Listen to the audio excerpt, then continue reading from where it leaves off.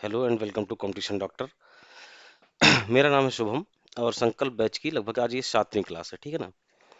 पहले हमने unit measurement पे बात करी है और जिस भी टॉपिक में यूनिट और मेजरमेंट जहाँ भी देखने को मिल रहा है वहाँ भी इसके बारे में हम लगातार बात कर रहे हैं।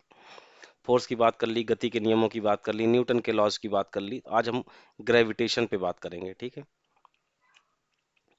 एक बात आप याद रखिएगा, ये कक्षा जो है, जो ये क्लास चलाई जा रही है, ये हर उस कंपटीशन के लिए उपयोगी साबित होंगी जहाँ पे भी फिजिक्स पूछी जा रही है, ठीक है। जहाँ पे भौतिक विज्ञान सिलेबस में है या जहाँ पे जनरल साइंस की बात होती है। जीएस का एक पोर्शन है ना, एक क्वेश्चन दो क्वेश्चन डाल देता है। बेसिक चीज है, एकदम सिंपल है, एनसीईआरटी के 10th लेवल तक ग्रुप डी में पूछा जाता है। उसी के हिसाब से जो भी चीजें और कंपटीशन में आती हैं, बेसिक बेसिक चीजें ही आती हैं, ठीक है। कंपटीशन, अगर आप लोग कंपटीशन दे रहे हैं तो आप लोग एक चीज तो समझते हैं ना कि हम बेसिक चीजों पे ही हमारा कंपटीशन है। लोगों को क्या है, आते ही तुरंत उठाया और 500 क्वेश्चन की सीरीज लगा दी। आपको पहले थियरी समझनी पड़ेगी किसी चीज के। अगर आप बेसिक को समझ जाते हैं तो आपको क्वेश्चन करना थोड़ा सा आसान हो जाता है ना।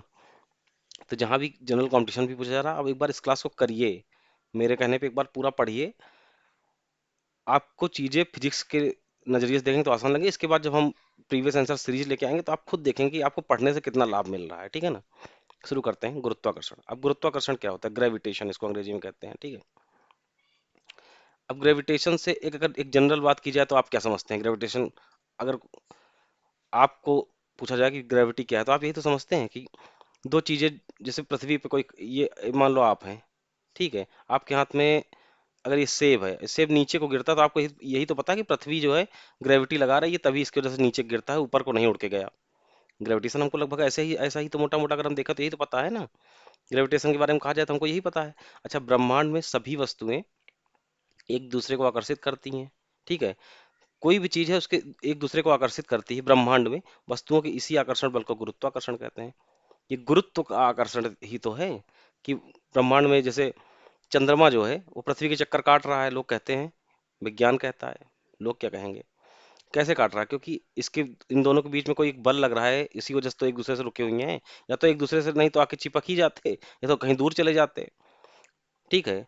लेकिन गुरुत्वाकर्षण बल जो है वो किस पर निर्भर करता है? वो मास पे डिपेंड करता है, ठीक है। अब ये जैसे यहाँ लिखा है, इसी गुरुत्वाकर्षण बल की वजह से ही चंद्रमा पृथ्वी की परिक्रमा करता है। चंद्रमा जो है पृथ्वी की परिक्रमा कैसे करता है? क्योंकि दोनों के बीच में एक आकर्षण बल लगता है ना। अगर यह बल ना होता तो चंद्रमा अंतरिक्ष में कहीं दूर चला जाता। ऐसे पृथ्वी है, चंद्रमा ऐसे घूमते घूमते ऐसे ऐसे ऐसे कहीं चला गया होता। लेकिन पृथ्वी का कोई बल है जो इसको अपनी तरफ खींचता रहता है, तो इसके गोल गोल गोल गोल इसके आसपास घूमता रहता है चंद्रमा, ठीक है। और ज्वार भाटा क्यों आता है? ज्वार भाटा भी ग्रेविटेशन कारण आता है, क्योंकि पृथ्वी है। अब पृथ्वी में क्या है? पानी भरा हुआ है। 1/3 तो हमारे पास वाटर ही है ना, ठीक है। तो हम खूब पानी ढेर सारा भरा हुआ है और बगल में चंद्रमा है। चंद्रमा इस पे एक जो है गुरुत्वीय बल लगाता है। इसके कारण क्या होता है? ज्वार और भाटा आते हैं समुद्र में, ठीक है। ये सब चीजें भी बहुत अच्छे से समझेंगे आगे भी। अब थोड़ा सा बात करते हैं गुरुत्वाकर्षण का सार्वभौमिक नियम क्या है, ठीक है। न्यूटन ने कौन सा रूल दिया था? ब्रह्मांड में प्रत्येक वस्तु प्रत्येक अन्य वस्तु को एक बल से आकर्षित करती है, ठीक है, जिसे गुरुत्वाकर्षण कहते हैं। अभी हमने बताया था, जो उनके द्रव्यमान के गुणनफल के समानुपाती और उनकी बीच की दूरी के व्युत्क्रमानुपाती होती है। अब इस बात से क्या समझते हैं? ये कह रहा है कि ब्रह्मांड में प्रत्येक वस्तु प्रत्येक अन्य वस्तु को एक बल से आकर्षित करती है। बल की बात कर रहा है कि प्रत्येक वस्तु जो है, प्रत्येक वस्तु, जैसे मान लो कोई एक वस्तु ये है, एक ये वस्तु ये है, इसका द्रव्यमान हमने कह दिया m1, इसका द्रव्यमान हमने कह दिया m2। ये कह रहा है कि एक दूसरे को किसी बल से, किसी फोर्स से आकर्षित करते हैं, ठीक है। तो कहता है जो उनके द्रव्यमानों के, द्रव्यमान इसका m1 माना, गुणनफल के, तो ठीक हमने कह दिया कि समानुपाती। समानुपाती मतलब समानुपाती, m1 और m2 का गुणनफल के समानुपाती। एक तो ये कह दिया। दूसरा कहा उनके बीच की दूरी के व्युत्क्रमानुपाती। अब इनकी बीच की दूरी मैंने मान लो r है, यहाँ से यहाँ तक की दूरी, तो f व्युत्क्रमानुपाती मतलब नीचे चला जाएगा, r हो गया। अगर हमको ये, जैसे ये समानुपाती और व्युत्क्रमानुपाती का चिन्ह अगर खत्म करना है तो हमको एक नियतांक लेना पड़ेगा, ठीक है। एक कोई कांस्टेंट चीज लेनी पड़ेगी, तो हमने g ले ली। फार्मूला क्या बन के आया? f बराबर m1 m2 upon R square. यही जो है न्यूटन का गुरुत्व सार्वभौमिक नियम है, गुरुत्वाकर्षण का सार्वभौमिक नियम है। ठीक है। अब एक बात हरदम याद रखना, जो ये जी जो कांस्टेंट हमने लिया था, इसकी value 6.67 into 10⁻⁻11 newton metre square बटे किलोग्राम स्क्वायर होती है। ठीक है, अब यहाँ पे थोड़ा साफ साफ समझ लो। अभी ये फार्मूला हमने बनाया, कैसे बनाया हमने बताया ना यहाँ पे, अभी थोड़ी देर पहले बताया था, M1 M2 होता है, थोड़ी देर पहले इसके ये होता है, यहाँ से निकल के ये फार्मूला आया था। इस जी को हमने बताया, इसकी value 6.67 into 10⁻⁻11 newton metre square upon kilogram square होती है। एफ क्या है, दोनों वस्तुओं के बीच में लगने वाला गुरुत्वाकर्षण बल है। M1 M2 इनके द्रव्यमान है, और आर जो है दोनों वस्तुओं के बीच की दूरी है। यही न्यूटन का गुरुत्वाकर्षण बल का नियम है, इसको याद रखना। इस पे सीधे न्यूमेरिकल भी आ जाते हैं। कैसे न्यूमेरिकल आ जाते हैं, जैसे कह दिया एक पिंड है जिसका भार 10 किलोग्राम है, एक पिंड है जिसका भार 20 किलोग्राम है। ठीक है, दोनों के बीच की दूरी दे दी कोई, कह दिया कि कोई कुछ भी दे दिया, 10 15 20, अभी यूनिट की बात नहीं करेंगे ना। तो इसका फोर्स निकालो, तो तुम्हें जी चूंकि पता है, जी बराबर 6.67 इंटू 10⁻⁻11 होता है। M1 M2 दे दिया, तो 10 और 20 पता है, तो गुणे 10 गुणे 20 कर दिया, बटे आर स्क्वायर कर दिया, तो 10 का स्क्वायर कर दिया, तो यहाँ से 10 एक कटेगा। ऐसे करके फिर इसका एक आंसर, इसमें इतना फोर्स लग रहा है दोनों के बीच में, ये पता चल गया। ऐसे न्यूमेरिकल भी आ सकते हैं। ठीक है, अब बात करते हैं पृथ्वी और चंद्रमा की। पृथ्वी का द्रव्यमान 5.97 इंटू 10⁻24 किलोग्राम होता है। ठीक है, और चंद्रमा का द्रव्यमान 7.35 इंटू 10⁻22 kg होता है। ये कैसे आया ये भी बताया जा सकता है, बहुत कठिन नहीं, आगे हम एक्सप्लेन भी कर देंगे इसको भी। दोनों के बीच की दूरी ये है। इससे हम क्या निकाल रहे हैं, अगर हमको मतलब पृथ्वी का द्रव्यमान पता है और चंद्रमा का द्रव्यमान पता है, अगर कोई क्वेश्चन है ये, ठीक है, एक क्वेश्चन दिया गया जिसमें हमें अर्थ का मास दे दिया गया, मून का मास दे दिया गया, दोनों के बीच की दूरी दे दी गई, हमको इसका कांस्टेंट जो है, सार्वत्रिक गुरुत्वाकर्षण नियतांक जो बड़ा जी है, वो तो हमें पता ही है, तो फार्मूला भी पता है। हमने रख के दोनों पृथ्वी और चंद्रमा के बीच में लगने वाले बल, गुरुत्वाकर्षण बल का पता कर लिया, जो कि मोटा मोटा देखें तो 1.98 इंटू 10⁻20 न्यूटन होता है। इसको याद कर लेना। ठीक है, अब थोड़ा बात करते हैं। अच्छा, हमने यहाँ पे एक द्रव्यमान बीच में रख लिया है। अब इसको क्यों रख लिया है, क्योंकि हम अभी थोड़ा द्रव्यमान और भार को समझना चाहते हैं यहाँ पे, क्योंकि हम बार बार अभी द्रव्यमान की बात करें, अचानक भार की बात करेंगे तो आपको समझ नहीं आएगा। द्रव्यमान क्या होता है, द्रव्यमान किसी वस्तु में पदार्थ की मात्रा का माप है। समझना, द्रव्यमान जो है किसी वस्तु में पदार्थ की मात्रा का माप है। ये स्केलर क्वांटिटी है, मतलब अदिश राशि है। ये हमने कहा था ना, राशि जहां आएगी जो भी हम बताएंगे जरूर। इसका एसआई मात्रक क्या है, किलोग्राम होता है।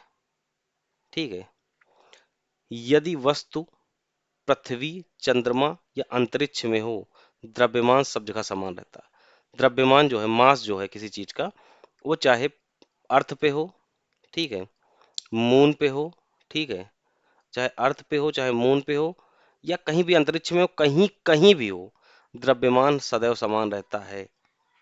ठीक है, अभी जब वेट की बात करेंगे तो समझ में आएगा कि ये हम इतना स्पेसिफाई मतलब स्पेसिफिक होके क्यों कह रहे हैं। किसी वस्तु का द्रव्यमान जो है वो स्थिर होता है, समय समय बदलता नहीं, द्रव्यमान स्थिर रहता है, द्रव्यमान बदलता नहीं है।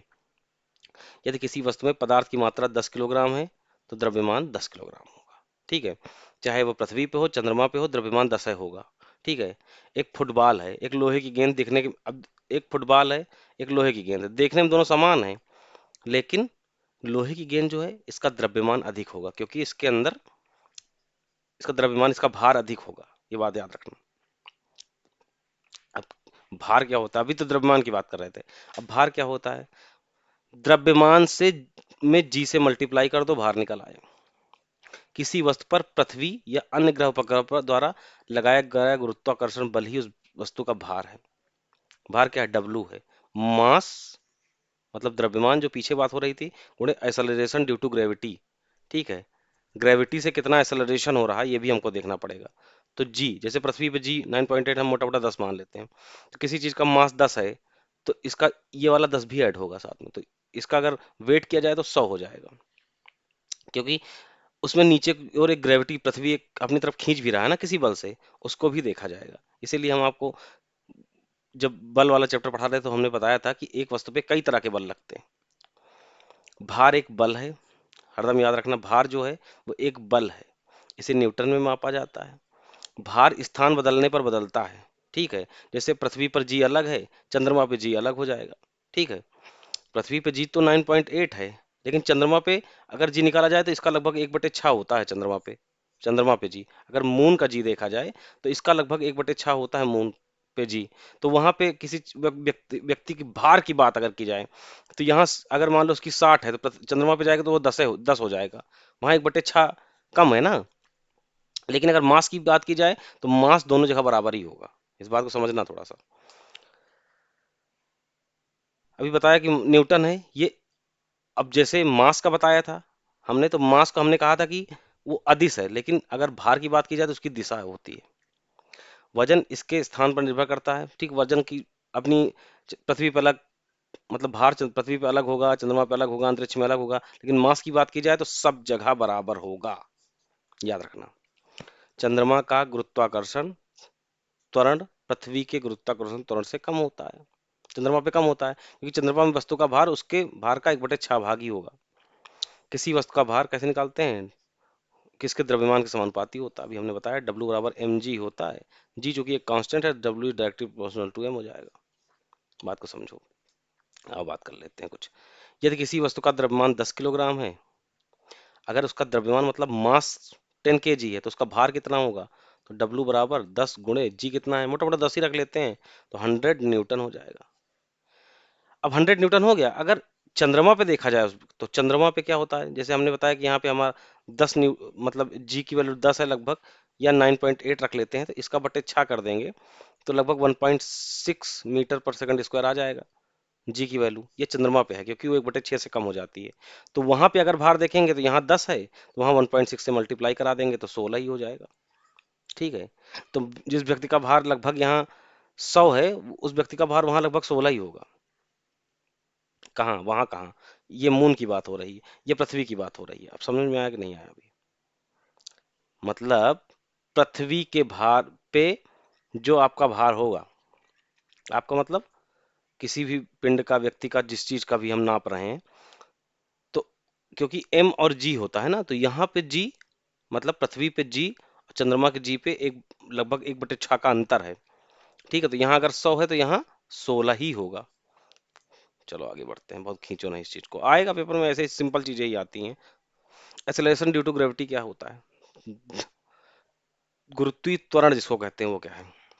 जब कोई वस्तु पृथ्वी के गुरुत्वाकर्षण बल के कारण गिरती है तो उसकी वेग लगातार बढ़ता है। वेग किस बढ़ोतरी को की दर को ही गुरुत्वीय त्वरण। अच्छा, त्वरण किसे कहते थे?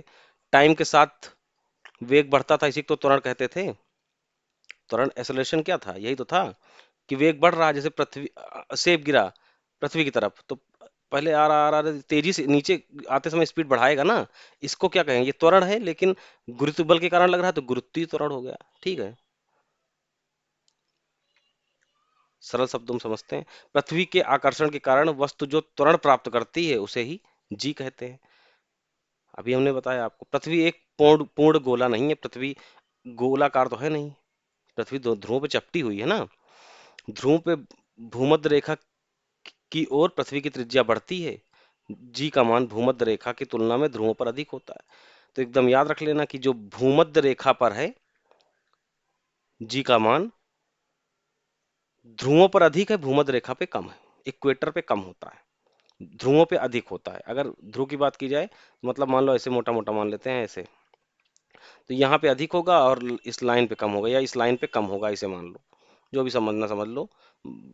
ठीक है। ऊंचाई बढ़ने पर जी का मान घटता है। एकदम याद करने वाली चीज है, पेपर में आ जाएगी डायरेक्ट। ऊंचाई बढ़ने पर जी का मान घटता है। कैसे घटता है? ये पृथ्वी है, पृथ्वी जी लगाती है नीचे की ओर अपने ना। अब ऊंचाई किस चीज की बढ़ती जा रही है तो जी का मान कम होता जा रहा, कम होता जा रहा, तभी तो चंद्रमा यहाँ है, वहां पर 1/6 हो जाता है जी का मान। हमने बहुत अभी पहले ही बताया। तो ऊंचाई जैसे जैसे बढ़ती जाएगी जी का मान कम होता जाएगा। ठीक है। गहराई बढ़ने से जी का मान घटता है। ठीक है। पृथ्वी के केंद्र पर शून्य हो जाता है। अगर अंदर भी बहुत चला गया तब भी जी का मान घटेगा। और पृथ्वी के अगर हम सेंटर की बात करें तो जी वहां पे शून्य होता है, वहां पे कोई गुरुत्वाकर्षण बल नहीं लगता है। ठीक है। जी का मान घटता है। किसी वस्तु द्वारा अनुभव किया गया त्वरण उसके द्रव्यमान पर निर्भर नहीं करता है।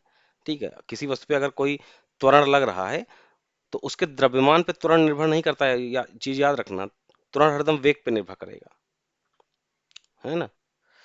इसका अर्थ है कि सभी वस्तुएं चाहे खोखली हो, ठोस हो, बड़ी छोटी, समान गति से ही गिरनी चाहिए। ठीक है, अब एक फार्मूला देखते हैं। एक फार्मूला ये है, जी बराबर जी एम बटे आर स्क्वायर।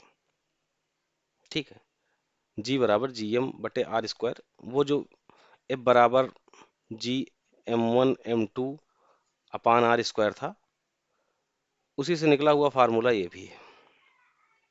ठीक है, अब इसको बहुत एक्सप्लेन नहीं करना चाहते क्योंकि आपके कोर्स में है नहीं, 10 तक का ही सिलेबस है। जी जो है उस अभी हमने बताया 6.67 × 10⁻11। पृथ्वी का मास की बात भी हमने करी। ठीक है, पृथ्वी की त्रिज्या की बात भी हमने करी। वहां से ही ये जी मिलता है हमको 9.8। कहाँ से मिला? यहीं से तो मिला, यहीं से तो 9.8 मिला जब हमने 6.67 × 10⁻11 जी की वैल्यू रख दी। पृथ्वी का मास रख दिया 5.97 × 10⁻24 अपान आर स्क्वायर कर दिया 6.37 × 10⁻6 का स्क्वायर। ये सॉल्व करोगे तो ये आएगा आपका लगभग, यहीं से हमको जी मिला है। ठीक, उदाहरण, यदि कोई वस्तु 2 सेकंड तक मुक्त रूप से गिरती है। अच्छा, चूंकि ग्रेविटी क्या है, पृथ्वी है, ठीक है, इसमें ग्रेविटी लग रही है 9.8 की। कोई चीज 2 सेकंड के लिए गिरती है तो त्वरण क्या है? तो त्वरण क्या है? टाइम के साथ ही त्वरण लगता है, वेग v अपान टी तो अभी हमने बताया था ना, तो जी, तो v बराबर g इंटू टी कर लो। तो ग्रेविटी हमको पता है टाइम के साथ, तो उसका वेग मुक्त रूप से गिर रहा है तो उसका वेग अभी 19.6 मीटर पर सेकंड है। ठीक है, लेकिन अगले 5 सेकंड में वो 49 मीटर पर सेकंड इसका वेग हो जाएगा। टाइम के साथ बढ़ रहा है, यही कह रहे हैं। त्वरण कैसे होता है? टाइम के साथ बढ़ता ही तो है। T1 T2 T3 टाइम के साथ बढ़ता है। ठीक है, क्योंकि जी कांस्टेंट है। जी अब मान लो 10 मानते हैं ना, तो ज्यादा आसान हो जाता है करना। जी 10 9.8 है तो लगभग 10 मान लेते हैं। अगर 2 सेकंड लग रहा है, 5वें सेकंड पे, ठीक है, 5 सेकंड तक और 10 सेकंड तक, तो यहाँ स्पीड कितनी है? 20 है, यहाँ 50 हो गई, यहाँ 100 हो गई। अगर पृथ्वी इस तरफ नीचे की तरफ आ रहा है तो गुरुत्वीय त्वरण बढ़ रहा है, बस यही कहने का मतलब। जी का मान पृथ्वी पे ये होता है, याद रखने वाली। ध्रुवों पर जी थोड़ा अधिक होता है, विषुवत रेखा पे कम होता है, ये भी याद रखने वाली चीज है। और चंद्रमा पे जी 1.6 मीटर, इसका लगभग 1/6। ठीक, पृथ्वी और चंद्रमा के गुरुत्वाकर्षण के बारे में खूब बात कर चुका हूं मैं। पृथ्वी पर 9.8 होता है, चंद्रमा पर जी 1.6 मीटर पर सेकंड स्क्वायर होता है, लगभग इसका 1/6 करके देख लेना, आ जाएगा। द्रव्यमान हमेशा समान रहता है, मास हमने बताया कि हरदम समान रहता है। मास चाहे जहां भी हो कांस्टेंट रहेगा, वेट चेंज होता रहेगा। याद रखना क्यों होता रहेगा? क्योंकि वेट के साथ ग्रेविटी भी आती है। मास इंटू ग्रेविटी तब आएगा वेट। ठीक है, और भार बदलता रहता है। ठीक है, ये एक दो क्वेश्चन है जो प्रीवियस ईयर पूछे गए क्वेश्चन है। ठीक है, यदि किसी वस्तु पर द्रव्यमान 12 केजी है, किसी वस्तु का द्रव्यमान की बात हो रही है, मास कितना है? 12 केजी है, तो उसका भार पृथ्वी पर कितना होगा? पृथ्वी भार, अब पृथ्वी भार चेक करना है तो फार्मूला क्या है? पृथ्वी का ग्रेविटी क्या है? 9.8 है, लगभग 10 लिख लो तो ज्यादा करने में आसानी हो जाएगी। ठीक है, तो इसे अच्छा, चूंकि इसने 9.8 ही लिया है उसके हिसाब से, तो ठीक है, तो 9.8 ले लेते हैं। 9.12 इंटू 9.8 कर लो तो लगभग 117.6 रहा है, इसको 118 लिख लेंगे तो ये आपका आंसर आ जाएगा। 10 केजी द्रव्यमान की वस्तु का भार चंद्रमा पर कितना होगा? अब चंद्रमा पर कितना होगा भाई? W बराबर mg, फार्मूला सेम है। चंद्रमा पे ग्रेविटी कितनी होती है? 9.8 का लगभग 6 गुना, 1.6 के करीब होती है। यहाँ लिख दिया 1.6। मास कितना है? 10 है, तो आ गया 16। यहाँ देखो 16 है, हाँ है, आंसर हो गया। यदि किसी वस्तु का भार पृथ्वी पर 60 न्यूटन है तो चंद्रमा पर कितना होगा? 100 बार, 1000 बार पूछी हुई चीज है। पृथ्वी पे जितना भी भार है, चंद्रमा पे उसका 1/6 हो जाएगा। याद रखना, ये डायरेक्ट आएगा, कई बार आया, कम से कम 10 बार पूछी गई चीज है, दिखने में आसान है। ठीक है, तो आज हमने आपको ये बताने की कोशिश करी, बहुत ज़्यादा इसलिए नहीं बताया कि ग्रेविटेशन बड़ा वैसा है। तो हमने आपको क्या बता दिया? हमने आपको ग्रेविटेशन बता दिया क्या होता है। ठीक है, गुरुत्वीय त्वरण बता दिया क्या होता है। ठीक है, हमने आपको जी M1 M2 upon R square सार्व, ये न्यूटन ने साहब ने जो नियम दिया था, ये इस नियम के बारे में बता दिया। हमने पृथ्वी का मास बता दिया, चंद्रमा को बता दिया, पृथ्वी पे ग्रेविटी बता दी, चंद्रमा पे ग्रेविटी बता दी। ठीक है, यही सब चीज़ें पेपर में पूछी जा रही हैं, यही तो बताया ही जाएगा। ठीक है, तो अब बस आपसे यही है कि अब सेकंड लेक्चर लेके आएंगे और 2-3 लेक्चर में हम इसको अच्छे से खत्म कर देंगे। ठीक है ना, उसके बाद अब फिजिक्स बस 10 लेक्चर की और बची है, 10 लेक्चर में फिजिक्स फिनिश हो जाएगी। उसके बाद हम लोग जो है प्रीवियस ईयर क्वेश्चन कर रहे होंगे। प्रीवियस ईयर क्वेश्चन जो भी रेलवे में पूछे गए हैं, जिस भी एग्जाम में पूछे गए हैं फिजिक्स के, पहले वो खत्म करते हैं ना। कल 10 बजे सुबह, सॉरी 12 बजे सुबह में, एएम में, सुबह 12 बजे मतलब पीएम हो जाता है, 12 पीएम पे एक क्लास हम डाल देंगे। वो क्लास होगी आपकी वैदिक मैथ्स की। ठीक है, जिसमें स्पीड मैथ्स की बात करेंगे, क्योंकि अगर आपको मैथ्स करना है तो उसके बेसिक में सबसे पहले आपको कैलकुलेशन फास्ट करना होगा। कैलकुलेशन फास्ट रहेगा तो किसी भी एग्जाम में आपको ये हेल्प करेगा। ठीक है ना, इसकी एक क्लास करवा देंगे। तब तक आप लोग इस चैनल को आप सब्सक्राइब करिए, लाइक करिए, शेयर करिए। ठीक है ना, और उस व्यक्ति तक पहुंचाइए जिसको इसकी ज़रूरत है। ठीक है, चलो, थैंक यू।